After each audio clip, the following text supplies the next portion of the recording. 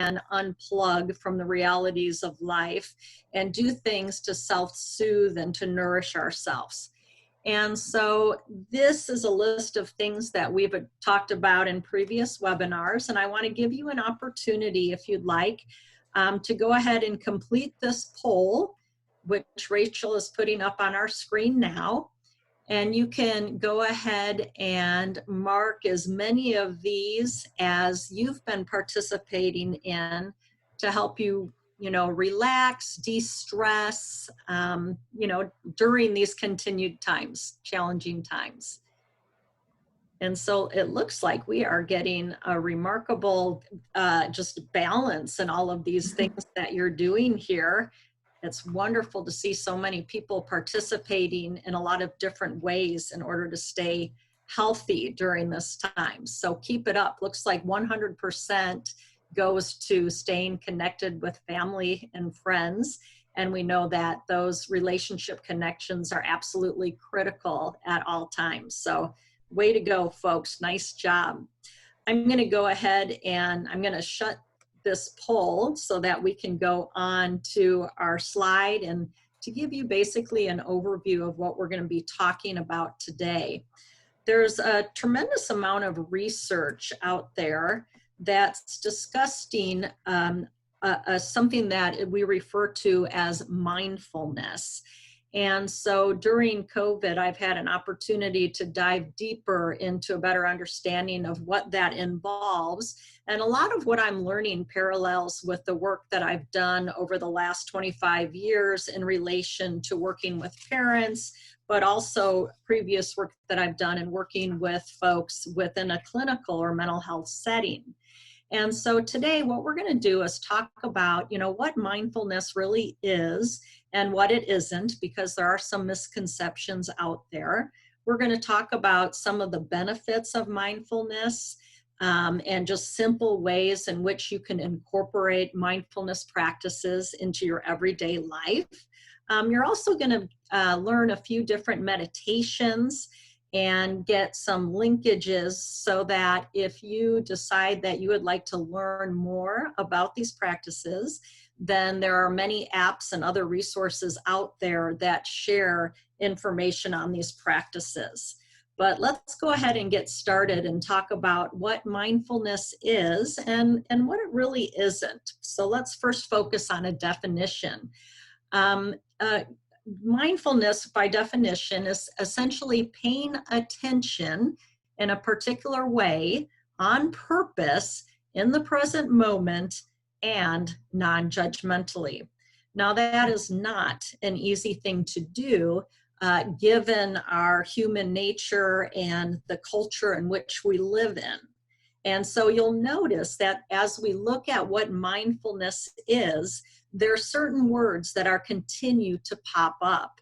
The second part of this definition discusses attending to what is in the present moment without getting caught up in thoughts, ideas, or judgment about it. And so when we take some time to really tune in and to become self-aware, one of the things that we're going to notice that we're likely aware of to some degree already is that we have a lot of mental talk going on within our mind as we're sorting through different situations that happen and perhaps our emotional reaction to that. And so being able to just be in the present moment is not an easy thing to do, but it is something that we can get better at and develop further with practice and a commitment to doing so. As we tune in and allow ourselves to be in the present moment, one of the keys that we're learning is that we can start to direct our thinking.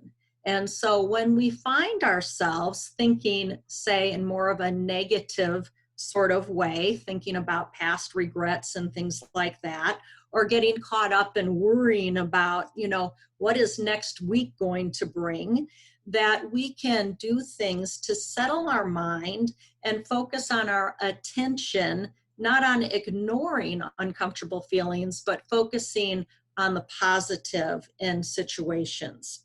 And so that, in a sense, is a basic idea in terms of what mindfulness is. Now, here is what mindfulness is not.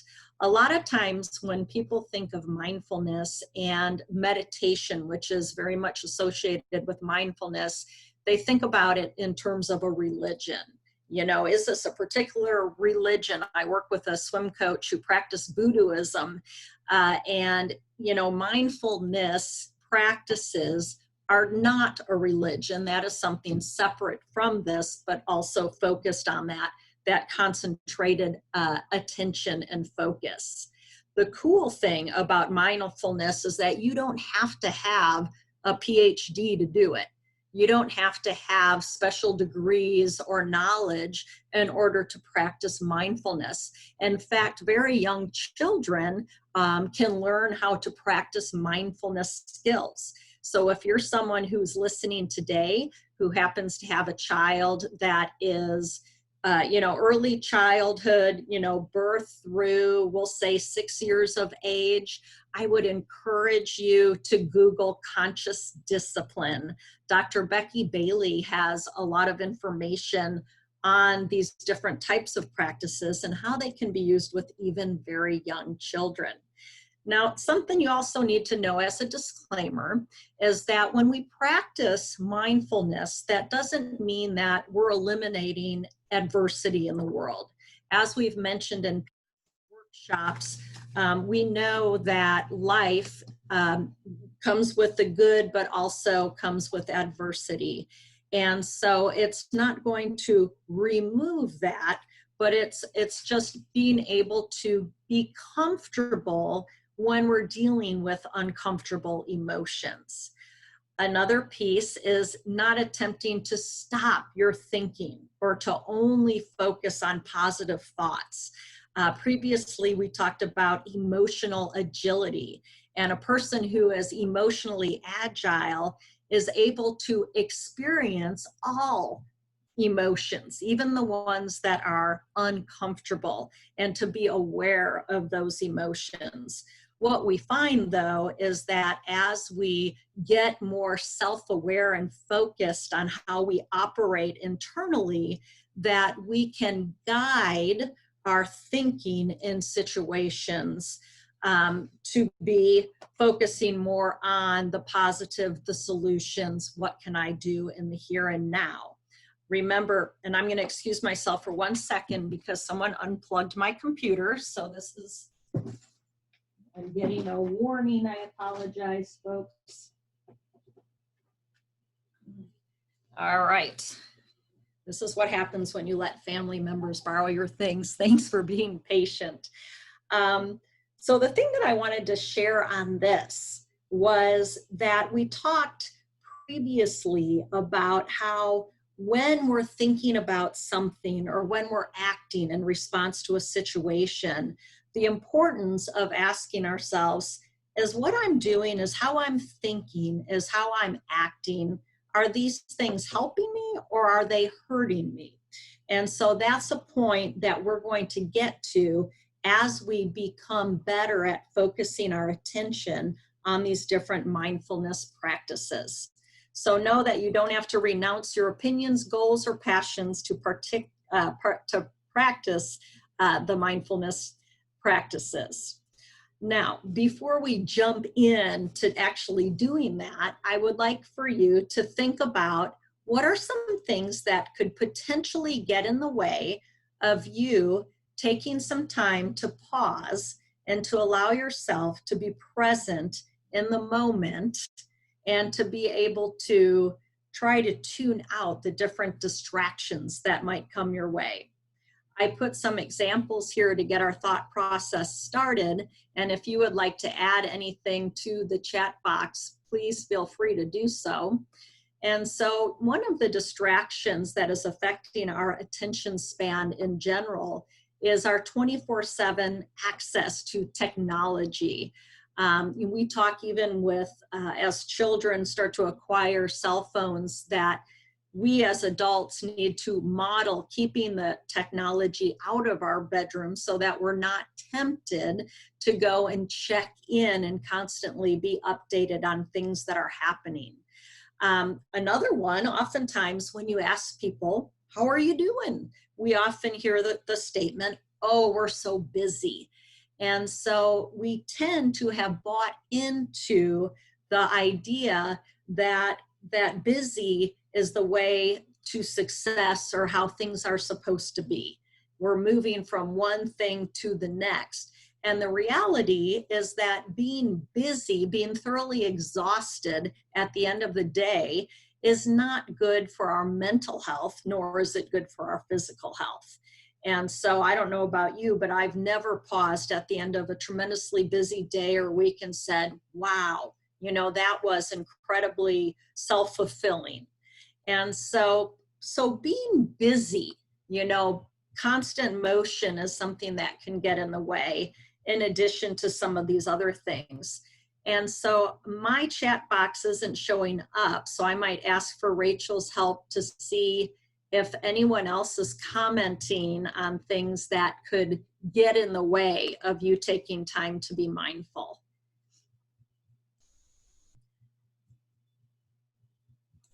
Nope, no chat messages. Okay, so then I'm going to go ahead and move forward.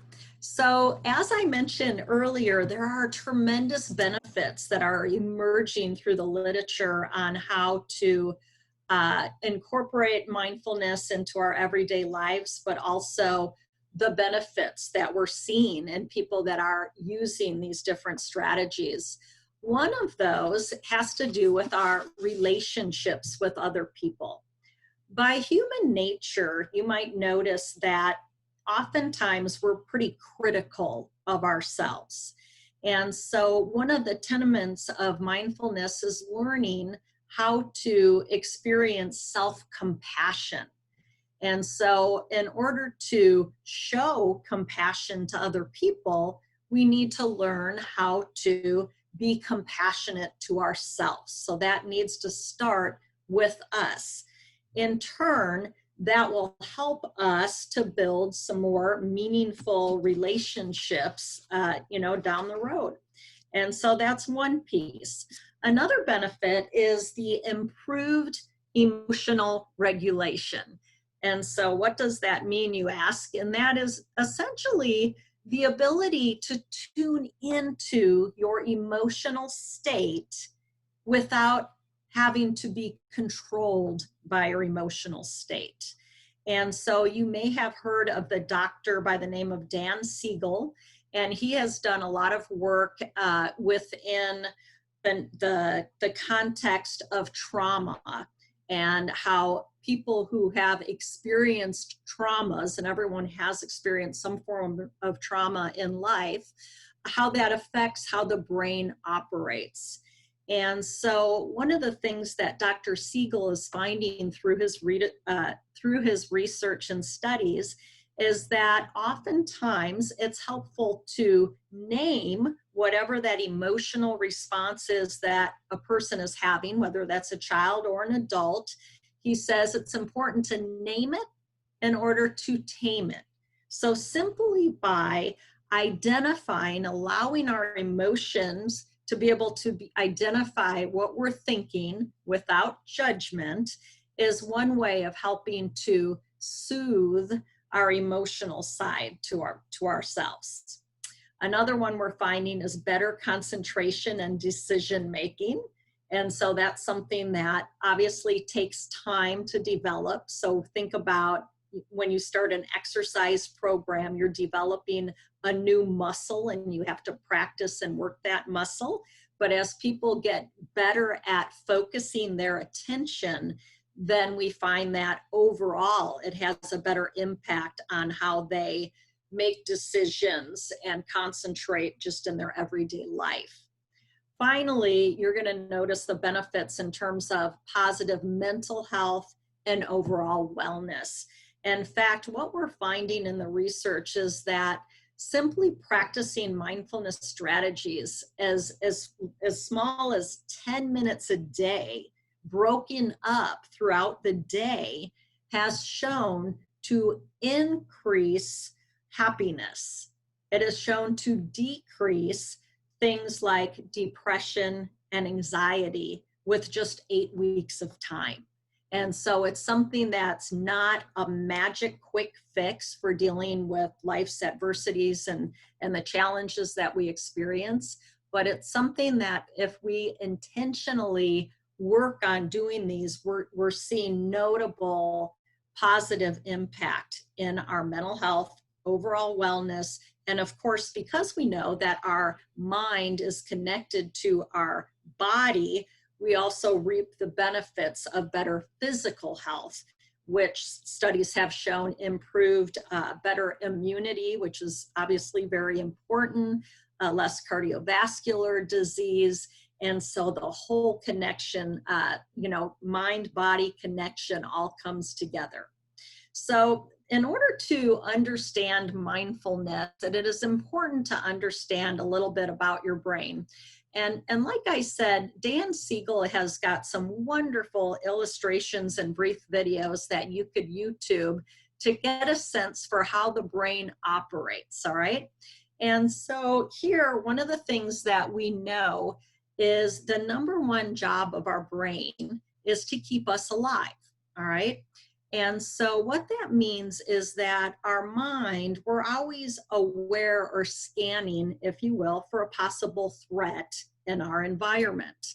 And so if we didn't do that, if we weren't overly cautious, if you will, then we could, end up not being safe. That survival instinct is critical to our survival.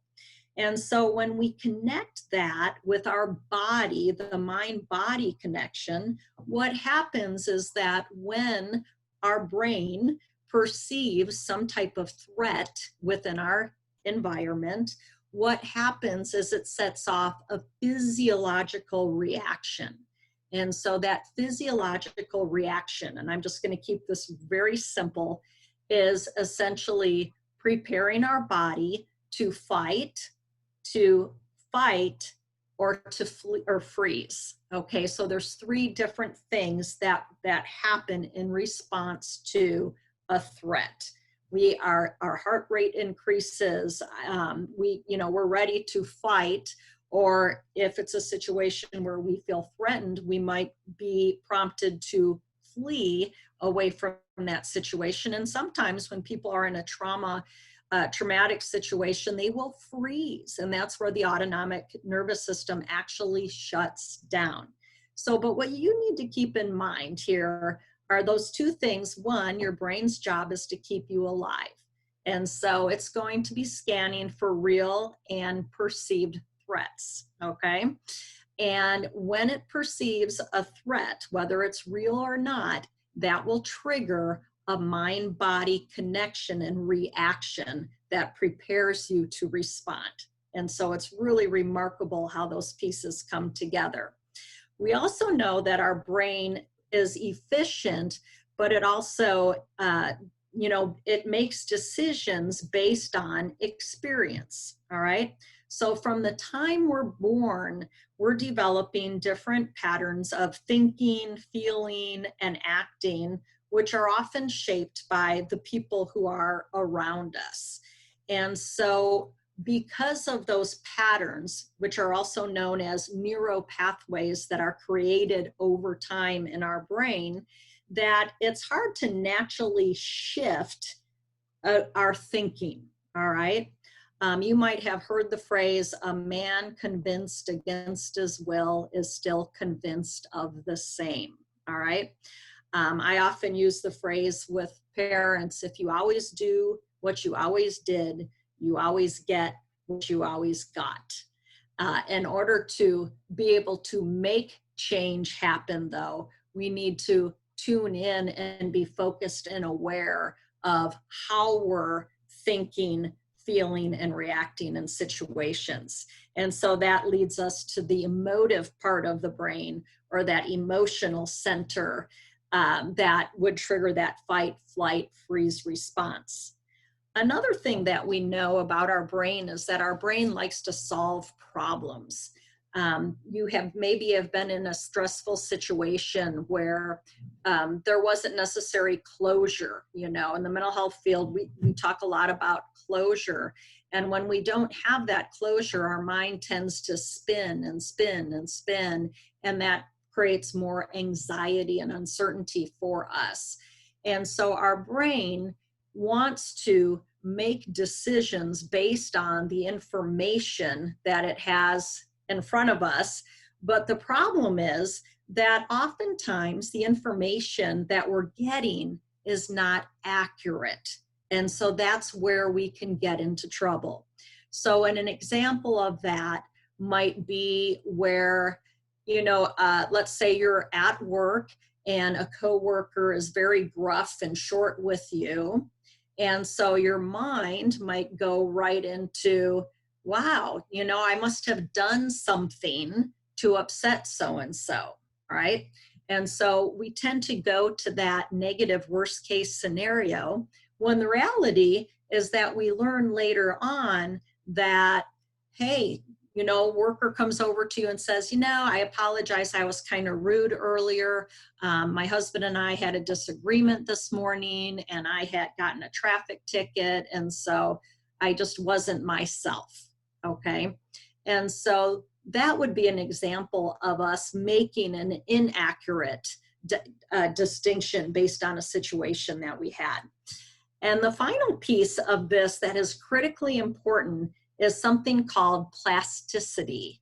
And so what that means is that essentially, up until the day we die, we can form through practice, through repetition, different neural pathways within our brain. And so we think in terms of an example there would be an adolescent.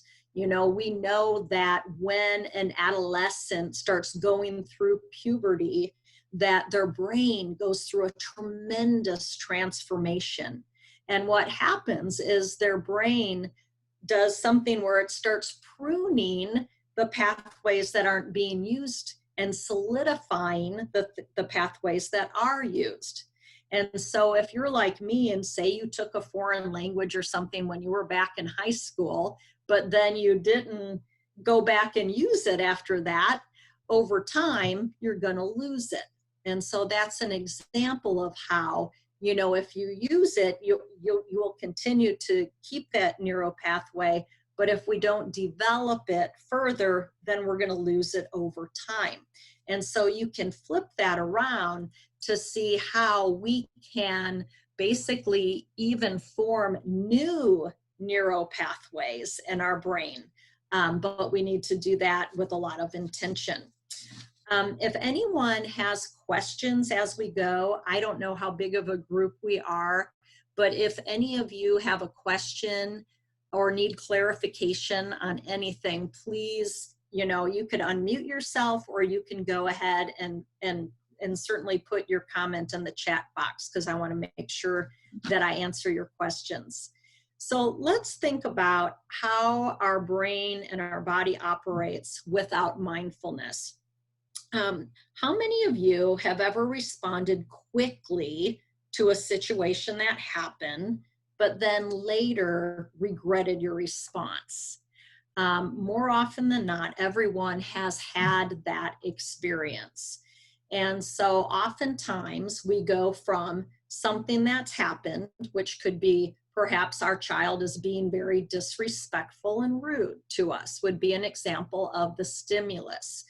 And so that happens, and automatically our knee-jerk reaction is to yell at that child. Why are you talking to me like, you can't talk to me like that? So we might say things that later we might regret.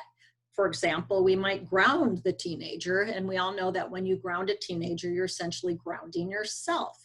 And so that could be an example of going straight to a response without really thinking it through, all right?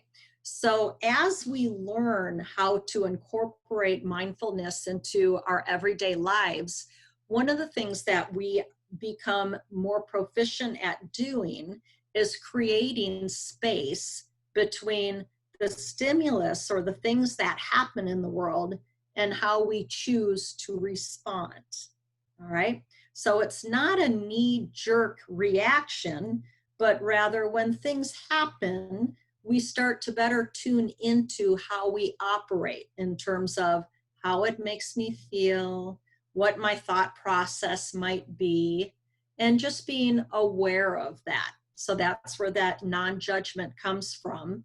And then choosing, how am I going to respond to this rather than a knee-jerk reaction.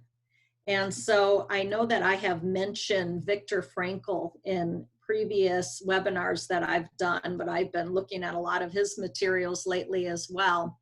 And you probably already know that Viktor Frankl survived many Nazi concentration camps, and that he's a neurologist, medical doctor, was before he passed away. But one of his quotes that I like to help explain that situation further is the idea that between the stimulus and the response is that there is a space. And in that space is our power to choose our response.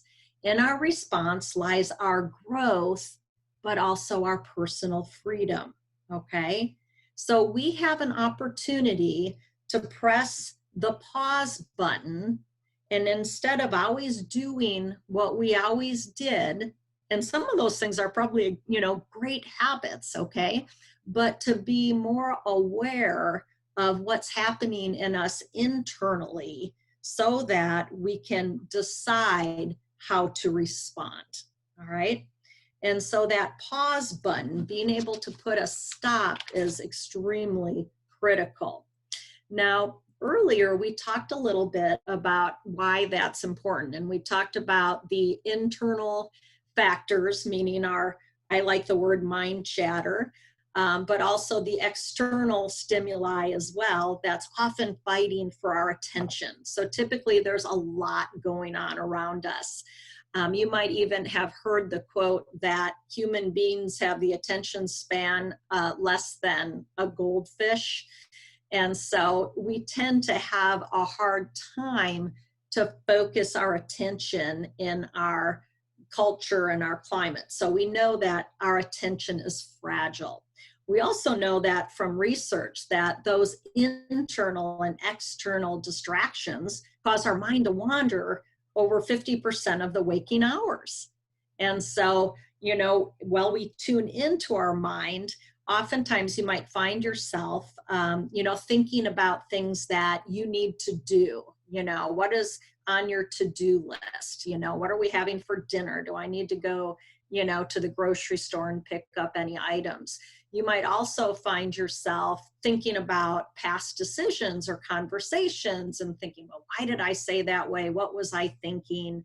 Ruminating is what we call that, about past decisions. And so being able to pause and to take charge of our brain, which is an extremely powerful tool, is something that takes an incredible amount of time and practice to develop, but it can be done. And so many people talk about our attention, our ability to attend to things where we have some control there. All right. And so we're getting our sense of agency. And so if you use this flashlight analogy in terms of attention and focus, what we're saying essentially is to be tuned into your emotional reaction, not just good or bad, but just what am I feeling right now? And to be mindful of how you're thinking also about a situation. And what we find is that what we choose to focus on is critical, because that's what we essentially become and what determines our life. So if we're someone who tends to focus our flashlight on the negative, on all the things that go wrong, that tends to create feelings of depression, anxiety, feeling overwhelmed. When we allow ourselves to experience all feelings, but then choose to focus our attention in a more positive direction, we know that that will help us to grow in overall happiness and gratitude.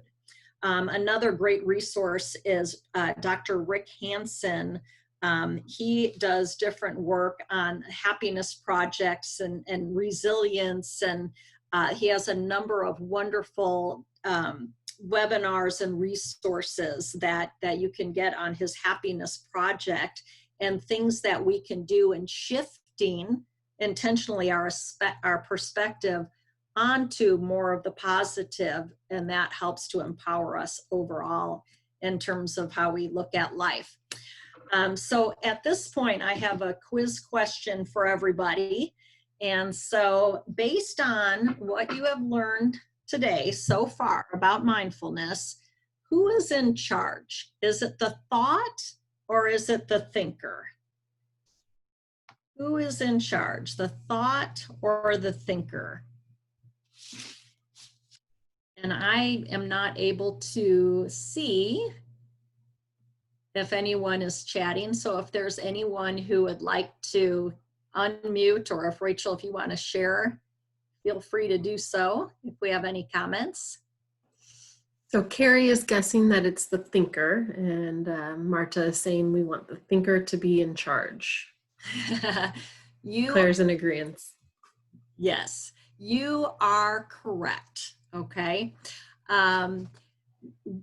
Our brain, I can't, stress this enough. We're just beginning to tap the potential and all the things that our brain can do. And our brain, I'd like you to think about your brain as being this magnificent tool, but you are in charge of your brain. You are the boss of that brain. And that inner dialogue, what's happening inside of you has a tremendous impact on your life. All right. So know that you are in charge, but you have to be aware and be intentional about tuning into things so that different changes can take place. All right. So here's just a few different, I did grab a few different meditations, and you can get these through some of the different apps that I'm going to share with you towards the end of the workshop. But this one is a very common meditation that is used for just learning how to focus your attention. And so if you would like to participate in this, feel free to do so. I'm going to walk you through the process for how it works, but this is a first step into learning how to start practicing mindfulness. And how it works is you're going to want to find a place where you're comfortable. And so you can either do this in a comfortable chair, or some people choose to lay down. And so we want to make sure as best we can that there's not distractions around us. So we would like to have as much peace and quiet as we can. Now, what I often encourage people to do is to either close their eyes or to cast their gaze downward, because we take in a lot of visual stimuli and we don't want that to be a distraction. So you feel free to do what you're comfortable with. Then what you'll do is place a gentle hand on your stomach. And I'd like you to start focusing in on your breath.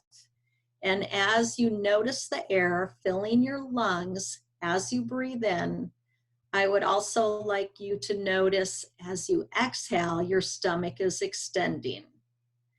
As you focus on your breath, you're going to slowly inhale for the count of 1, 2, 3, and exhale for 1, 2, 3, 4.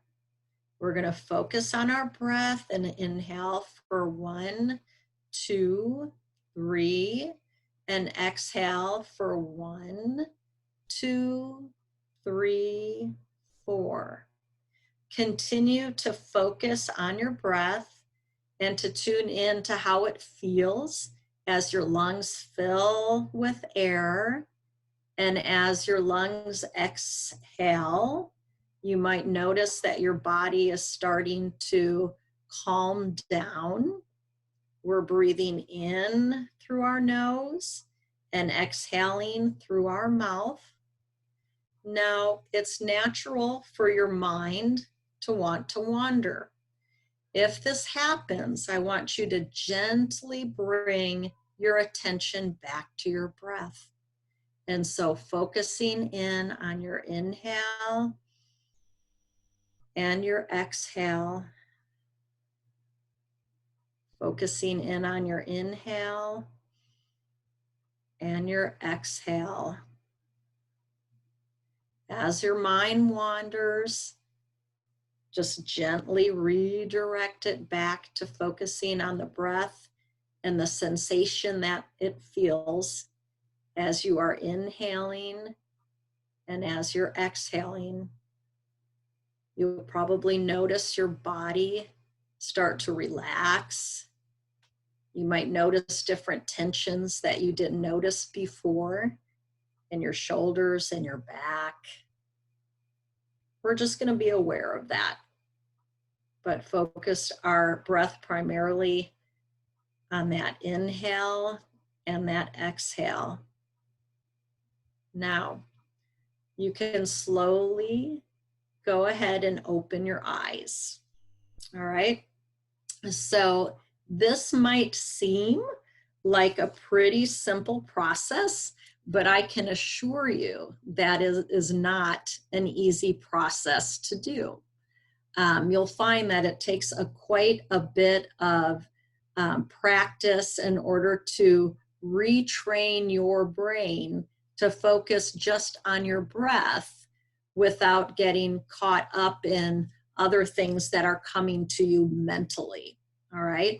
And so this is something that you could pause. When I go into businesses, I talk about a 1-minute vacation where you can do this several times during the day, even especially when you notice yourself starting to feel tension, where that being able to focus in on your breathing will actually calm your central nervous system. And so first, we need to have that focused attention just on that one thing. That's your breath in that situation. Now, here are some other activities that are, things that could also, you could do with your kids to help them develop focus attention. The first one is called wiggle and freeze. And so we used to do this with our kids when they were little. We would actually play music and they would dance all around, and then we'd say freeze. And then what you do is you ask your child to tune into her bodily sensations. What are you feeling? Do you notice your heartbeat right now? Do you notice your breathing? Are you happy? Just helping them to learn how to tune in to be more self-aware. Another one is the strawberry challenge. And I've heard of this done with different things, but how this challenge works is this can be a mindful eating practice where you take a strawberry and you slow down and you take 30 seconds to eat a single strawberry. That might not seem like a lot of time, but oftentimes we inhale our food. And so as you are slowing down and eating that strawberry, the key is to tune into your senses. So you're going to notice, how the strawberry smells. You could ask your kid, what does it smell like? Describe for me the texture. You might notice things that you see about the strawberry, like the shape and the color of the leaves, the color of the berry. And finally, how does it taste? And so that's another example of ways in which you could slow down and focus your attention on just one particular object that engages your senses.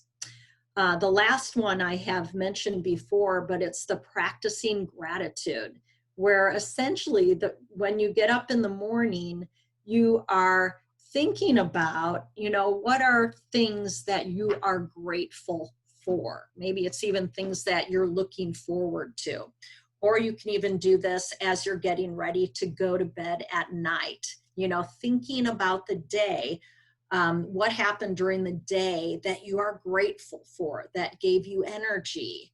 And this is an example of not suppressing maybe a difficulty that happened that day, but choosing to put that flashlight, that focus on the positive.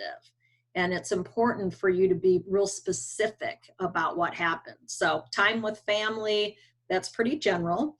But to say, you know, I went for a walk with my daughter and we talked about school and other things, and it was just a great conversation.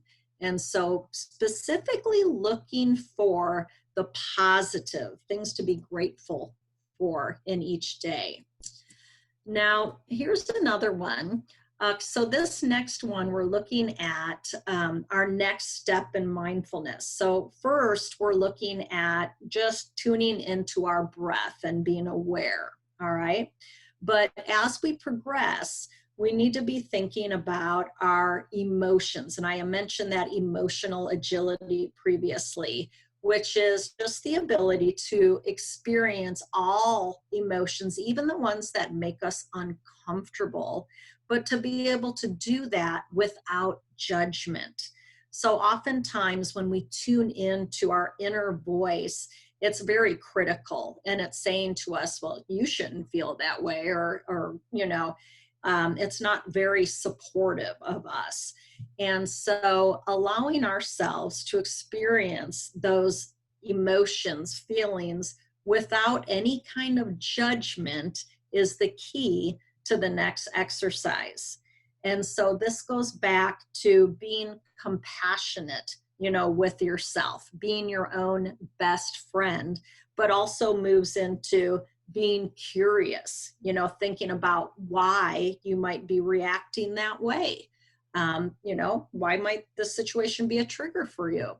And so this source, another great source, is Susan David, which is Getting Unstuck and Embracing Change. And so she provides more of the insight into this process. But here is the second step, all right? So with the focus attention exercise, we're taking things a little bit further, but you're going to notice similarities here. You know, the first thing obviously is to find a comfortable chair or a place to lay down where you're not going to have distractions. Then again, we encourage you to lower your gaze or to close your eyes to help eliminate sensory distractions. And then previously, you've been practicing hopefully for a few weeks, just tuning into your breath and getting comfortable at that and being able to, you know, gently guide yourself back to your breath when thoughts start coming into your reference point, your frame of mind. And so just like in the past, you're going to slow down your breathing by inhaling for 1, 2, and 3, then exhaling for 1, 2, 3, 4. And you can continue to do that process and tuning into what that life-giving air feels like as it enters your body and as you exhale that air out. With little kids, I like to put a beanie baby or a stuffed animal on their stomach to help them better identify the movement of the air as they inhale and they exhale out. Now, as you're doing this, we're stepping things up a little bit, and this time we're going to let a thought or a feeling to emerge, all right? And so we're letting that thought or feeling emerge, and we're not going to do a whole lot with it. Instead, we're just going to put a label on that thought or on what we're feeling, and we're going to set it on a cloud, or you can put it in a balloon and watch it float away off into the distance. And as thoughts come into your mind, the practice here is to continue to focus on your breath and staying in that calm state, while also placing whatever thought or feeling comes in a cloud and watching it float away off into a distance. All right. And so this is something that you could do, you know, I think the goal to get started is like 2 minutes of doing that. And what might happen a little disclaimer here is you might start noticing yourself getting bombarded with a lot of thoughts and things depending on your day. And if that happens, if your mind becomes overwhelmed, then what you need to do is just go ahead and focus back on your breath. Okay. So focusing on breathing in through your nose for 3 and exhaling for 4. All right. So then when you're done with that particular meditation, again, only, 2 minutes is really all you need, a few times a day, you'll gently open your eyes. All right. So the focus here, the change that you're working to create in yourself is that ability to stop, to focus your attention and to be more self-aware of what's happening internally, what's happening in your inner world. Another exercise that you can do with this is the candle exercise. I don't know about you, but I absolutely love candles. And a simple thing you could do is light your favorite candle and watch it flicker and move. And as you do that, you can allow your focus to be on the candle instead of your breath if you choose, or you can do both, and you can allow thoughts or feelings to come and go without judgment. So it's the same process of putting them in a cloud or in a balloon. But if you start to feel overwhelmed, then you're going to focus your attention back on the flame, watching it, the colors, watching it sway, and watching it move. All right. It's important to be good to yourself and kind to yourself, because while these exercises may seem pretty straightforward and easy, I think what you're going to find it is it takes some time to focus your attention. All right. Now this is step 3, and this is an accelerated version, if you will, of 3 focused areas on attention. One being focusing in on our breath. The second one being focused in on a thought or a feeling without any kind of judgment and just letting it go. And then here is the third step, which I often spend a lot of time on when I'm working with folks within a clinical setting. And this is just human nature and that survival instinct, in that we tend to focus our attention or our thought processes, if we're not careful, can become very negative. All right. And so as I present this last piece, as we start to wrap up, one of the questions that is important to ask yourself or to be aware of when you're noticing you're responding to a situation is to be open to whether what you're doing is helping you or is it harming you. All right. If we want to focus on self-compassion, a situation would be one where maybe we respond in a certain way, but we are thinking that maybe there's different reasons why this person just acted this way, and it has nothing to do with me, even though what they did hurt my feelings. If I'm feeling sad, that's okay. I shouldn't feel or not feel anyway. It's just that I feel, and I'm aware of that. I'm going to acknowledge my emotions, even the uncomfortable ones, because they will provide me with some information on what I need to do possibly differently in order to protect myself or to respond in the situation. All right. What we need to be aware of are harmful thoughts, which would be just thinking in terms of your own experience without considering the experience of someone else, what they might be going through. That's where those shoulds would be. All right. That would be where you continue to focus on the negative. It's not helping you, but you continue to play that tape over and over again in your head, which only results in feeling bad. And then finally, the last one is the catastrophic thinking, where one bad thing happens and all of a sudden we're going to the absolute worst case scenario. All right. So the idea here, as we're getting even more self-aware, is to be tuning into our thought process. Is how I'm thinking, is this something that's helping me, or is it something that's hurting me? And so in this step, the meditation is similar, all right? So we're finding a comfortable place, and I know we're kind of running out of time, so I'm just going to move through this so I can give you an example of how this all comes together in the end. But you're going to close your eyes, you're going to focus on your breath again, and you're going to tune into what comes to mind. And in this situation, remember how we talked earlier about how our brain settles into patterns of thinking, of feeling, and of reacting. And so in this situation, you're having a thought, but you're open to investigate different possibilities. Looking at a situation in a way that maybe you haven't considered before. All right. So we want to create space to notice how this particular thought is affecting you on an emotional level, but we're just going to acknowledge that emotion and allow it to move away. We don't have to sit in it. We acknowledge the emotion, and here I'm going to let this emotion go, and I'm going to focus back on my breath. All right.